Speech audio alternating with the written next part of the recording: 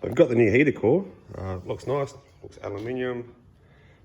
Won't have to worry about any of that corrosion issues between the aluminium and the copper heater core now having the LS in there. But definitely noticing it is a little bit smaller, definitely a lot narrower. Mount goes the same. It's about the same, but just the mounting points that it uses to secure in the vehicle are just a little bit smaller. So I'm just going to pack them out. A little bit of two-sided tape with foam on it. Just stop that rattle. It was sitting in there a little bit loosely. So we'll do the same on this side. We'll just pack it out. Just a little bit there, stop that rattle. Apart from that, so far it looks like it's going to go in there just nice. Just doubled up with the tape. Just probably throwbacks to my days working at Holden's, trying to stop the rattles and squeaks. But yeah, a couple of rows of tape on one side where it clips in. It just sort of slides in one side and comes around there. It's got a little lug, goes into there. So the other little part that goes on there, I've just packed that up with a bit of foam as well. It's a little bit narrower there, so this will stop it from floating around. Get that screwed in there and we'll have that water leak sorted. That's screwed in there, nice and snug, well not too snug. A little bit of movement there, enough to cope with the vibrations, but it's not going to rattle on me, which is the main thing. See if we can slide the heater box cover back over it. Get these grommets in there.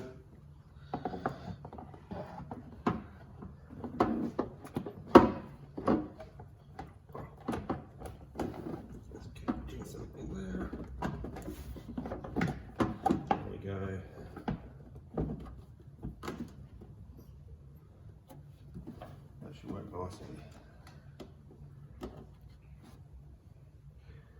Tell heater box just started to move then. A bit of a pull.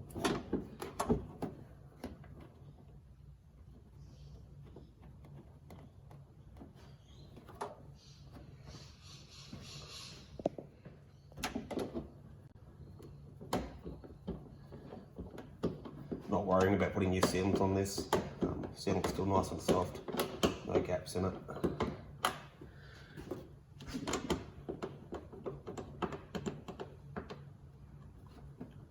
That'll do that one nicely.